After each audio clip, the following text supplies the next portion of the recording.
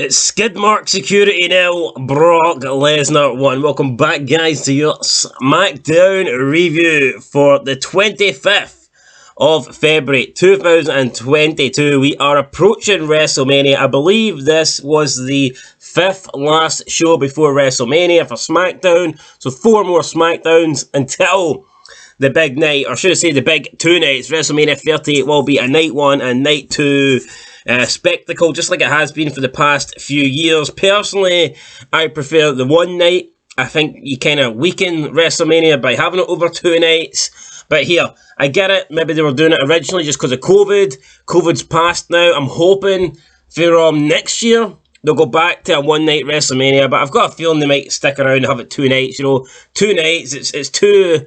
I mean, it's two sellouts. I mean, McMahon can sell out arenas twice in the space of 24 hours rather than once. He can technically have 2 main events. He can, you know, basically fit the entire roster onto WrestleMania. But I don't like that. I mean, you should have to be good.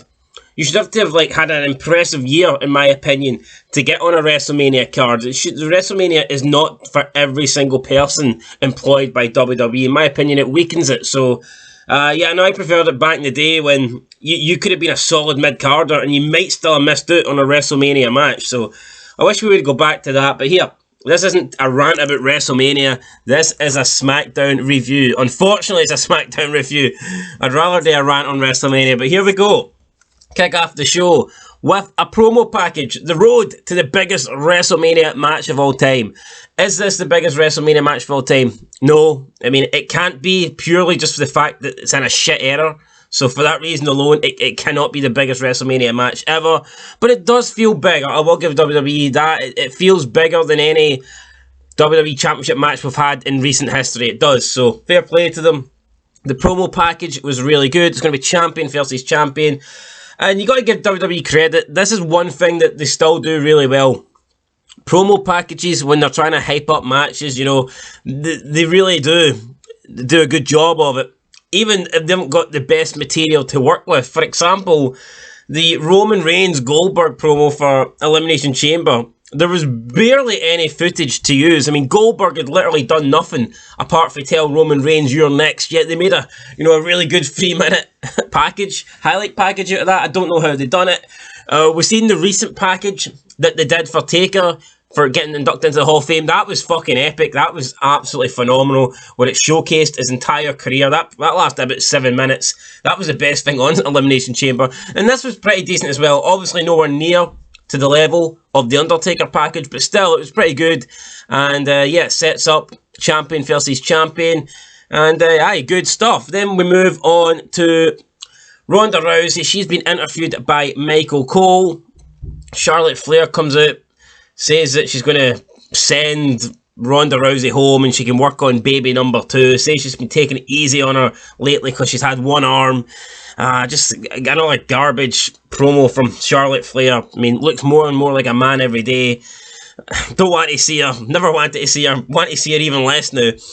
Sonya Deville comes out, attacks Ronda, and it looks like Ronda Rousey is basically stolen the whole Sonya Deville Naomi storyline. That appears to be over. Naomi and Sonya Deville appear to have, squashed all their conflict, and now it looks like it's going to be Sonya Deville and Ronda Rousey have the problem. Sonya Deville's beating up Ronda Rousey. Rousey counters. Sonya Deville flees from the ring, and apparently next week on SmackDown we're going to get Sonya Deville versus Ronda Rousey.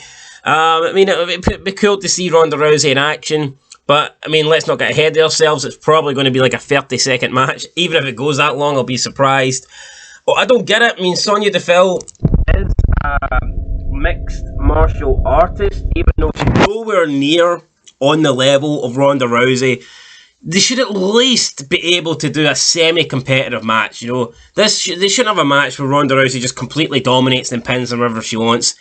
I get that Ronda Rousey was a former champion and all this stuff, but I mean, come on, this is wrestling, it doesn't matter. Even Brock Lesnar has matches where he gets beat down at times. I mean, we've seen Brock Lesnar against small guys like Daniel Bryan and AJ, and there's been parts of the match where AJ and Daniel Bryan actually had the upper hand on Brock Lesnar. We've seen Seth Rollins beat Brock Lesnar, so why can't we see Sonya Deville get a bit of offense in on Ronda Rousey? There's no reason why it can't happen, but it probably won't happen. But I'm looking forward to it. Well, I'm not looking forward to it, but it probably will be one of the most, intriguing things on next week's show. Up next, we have the Usos backstage talking to some guy I've never seen in my life. Apparently, he's a WWE interviewer. He's not a good one at that. They say how they talk up the contract signing tonight, and that's my problem. Contract signings here, there, everywhere. Every single week now, it's like we get a WWE contract signing. Back in the day, you very rarely got one, and when you did get one, it was for a big match, and it felt important because you didn't get it. Now, I'm not saying Lesnar, Reigns isn't worthy of a contract signing, but you literally get contract signings all the time. We had one for Becky Lynch, Lita. We had one, I'm pretty sure we had one for... Did we have one for Goldberg, Reigns? I don't know. We had one for Liv Morgan, Becky Lynch. We get them all the time. And we're getting another one tonight. The Usos say that they can smell the Viking Raiders, and then the Viking Raiders come in, attack the Usos, they let the Usos run away, and then they say, we want our title match. The Viking Raiders are fucking terrible. Looks like the only thing that guy's been raiding is the fucking fridge. Look at the size of him, big fat bastard. But anyway, Viking Raiders suck. We move on. Big E, speaking of people that suck, Big E 100% sucks dick in my opinion. There's no doubt about it. We see him on top of one of the Lotharios, and he's like shaking, he's dancing gay, and he's shaking his hips, and he's like almost thrusting his groin onto this guy's face. How the fuck was this guy world champion? Serious? I mean, like, come on. I don't get it. At least the Goldust character was good. I mean, if Big E is going to be like a homosexual, at least do it right. This was terrible. Big E and Kofi win. Kofi bought Big E a truck that looked like one of Austin. Well, it didn't look like Austin's. It was basically like a quad that Austin used to drive, but this one looked gay. It looked more like a Power Ranger quad rather than a Texas ass-kicking machine quad. But the New Day win. Who cares? I certainly don't. Up next, Xia Li versus Natalya.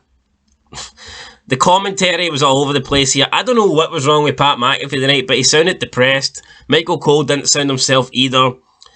There were several times where like Pat McAfee was making mistakes, and he made mistakes in this match.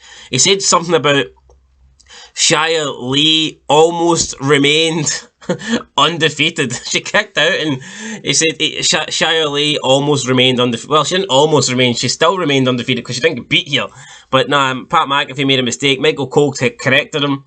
Then Pat McAfee tried to correct Michael Cole, and Michael Cole accepted being corrected, even though Pat McAfee was still wrong. What the fuck? It was really weird. Pat McAfee was missing last week. Maybe he had a week off, then he decided, I don't want to do this shit anymore. He was kind of making fun of quite a lot of the stuff here. Natalya calls herself the boat, best of all time. I mean, I don't see it. Her tits are about the size of boats, but apart from the match, she sucks. Xia Li wins with a super kick. Who cares? Let's move on. Up next, we've got Elimination Chamber rematch. Drew McIntyre versus Madcap Moss. Thankfully, Madcap Moss never landed on his head tonight. But I wish someone would drop me in my head so I didn't have to watch this. Drew McIntyre wins. No surprise here, but as predictable as you can get. Yeah, Drew McIntyre wins. I guess they're setting up Drew versus Corbin at Mania. What a lackluster match that's going to be. But yeah, McIntyre wins. Then with Sami Zayn having a celebration for becoming the new Intercontinental Champion. Johnny Knoxville comes out. Johnny Knoxville says that since Sami Zayn crashed his premiere, he's going to crash his. Zayn was speaking about how he's a fighting champion. Basically, Johnny Knoxville says, well, fight me. Looks like they're going to have this match at WrestleMania. I mean, I have no issue. I think the feud between Sami Zayn and Knoxville has actually been pretty entertaining. It's been one of the better things on SmackDown. But is it really worthy of an Intercontinental title match at WrestleMania? In my opinion, no. And it's not that I'm saying you can't have a celebrity go for a belt or whatever, but this is the Intercontinental Championship at WrestleMania. I mean, come on. I just don't think this should be happening. I'm all for having Sami Zayn versus Knoxville at Mania, but I don't think that the Intercontinental Championship should be on the line. But anyway, it will be Sami Zayn, Helluva Kick to Knoxville here, leaves him lying, leaves. It was an alright segment. Then we had Sasha Banks return. I mean, it feels like every month you're like saying Sasha Banks returns. She returns and then she disappears. She returns again, disappears. Returns again, disappears. She beat up Shotzi Blackheart. Naomi was on commentary. Again, like I said, looks like she's completely done with Sonya Deville. Don't think that story is going any further. They're making fun of Naomi not being able to fit the headset on her head because of her hair. Again, the commentary seemed off here. Michael Cole told Naomi, do you remember that time I beat you in a dance contest? And it was just flat and dry and dead. The commentary was dead for the show. It was weird. Sasha Banks wins with a bank statement. Naomi gets in the ring. They shake hands and Naomi says, you're looking at the next Women's Tag Team Championship. So there you go. All of a sudden, they're going to be getting a shot at the tag titles. Why? I don't know why. Basically, they've just formed a tag team. There's no other tag teams. That's probably why. The women's tag belts have to go. It's an absolute disaster having a set of belts when you don't even have tag teams. I mean, you've got the champs who aren't even a team, and then that's it. Until this match, until the end of this match, you only had one team, and it was the tag team champions. They weren't even a team. And now you've got Sasha Banks and Naomi teaming up. And people are going to say, well, they are a team. They were team bad 6 years ago, blah, blah. Nobody gives a fuck. Nobody gives a shit. They were team bad because the team was bad, right? The team was just B-A-D. It was bad. And this whole segment was bad. Naomi, Sasha. And this is probably going to be a WrestleMania match. Fucking hell. And this is why we need to get rid of night 1 and night 2. Because if there was only one night, if there was just one WrestleMania pay-per-view, this tag match would not be happening. You would not be getting Sasha Banks and Naomi versus Carmella and Queen Selina. But unfortunately, because it's 2 nights, we probably will get it. And nobody wants it. And trust me, guys, nobody wants it. Up next, main event time. We have Brock Lesnar. Contract signing with Roman Reigns. Roman Reigns, Paul Heyman. They've got a bunch of security out here. They're all confident. Brock saying, Heyman says the security are to protect Brock from his tribal chief. Then Brock comes out and he says, if you really think these Skidmark security are going to stop me from kicking your ass and your ass, then you're wrong. And Brock basically makes threats towards Roman Reigns. He can bet your ass I'm going to kick your ass at WrestleMania. I'm going to kick your ass and you can bet your ass on that. And he says, I'm going to get paid for it as well. Roman Reigns gets out the ring. He says, these 2 commentators work for me. That sign belongs to me because I am WrestleMania. Then Reigns says, even that security in the ring worked for me. At this point, the 8 security guys turn their attention to Brock Lesnar. 8-on-1. Brock Lesnar is fucked. Or is he? No, because Brock Lesnar completely annihilates the team of Skidmark security. He's just destroys them, basically. Punches a few of them. Launches a table at a couple of them. But picks the table up, uses it as a human barricade, just runs around the ring, just smashing the table at people. Hits an F5, hits a German suplex, hits a bunch of moves on the Skidmark security team, and it basically decimates all 8 members. Roman Reigns and the Bloodline and Heyman make their way up the ramp. They exit the ring area, and then Brock Lesnar is left standing with a bunch of Skidmark security surrounded around the ring, dead on their feet, completely out of it, because Brock, the Beast, the man, has destroyed them. And this is why we need Brock Lesnar. We need him on a full-time basis, McMahon, and not this one-and-done shit. We need Brock Lesnar throughout the show. So, McMahon, get your checkbook out. Give Brock whatever price he wants. I don't care if he demands £10 billion per fucking second of TV appearance. You need to pay him it. Because without Brock Lesnar, your show absolutely sucks. Brock Lesnar's the man. I just don't get it. When he turns up, why can't we get Brock Lesnar throughout the show? Is he getting paid based on like a per... Maybe he is legit getting paid like per minute or per segment. And that's why we don't get more of him. But I just don't get it, man. Everything with Brock Lesnar is good. So why not do more stuff with Brock Lesnar? You know what I mean? It's not rocket science. It's not hard. When Brock Lesnar's in a segment, the segment's good.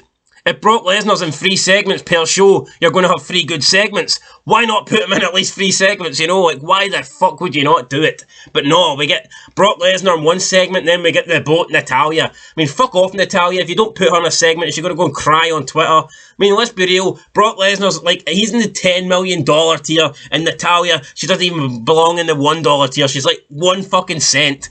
I wouldn't even give one. If I found 1 cent on the ground, I wouldn't even bother picking it up to give it to Natalya, to see Natalya, because she sucks. Brock Lesnar's the man. SmackDown kind of sucked, but I mean Brock was there, so I'll give it a 3 out of 10, 2 out of 10, 2 out of 10, and that's 2. I mean, if it was just the Brock Lesnar show, if it was 2 hours of Brock Lesnar, it would be getting a 10, but unfortunately it's not.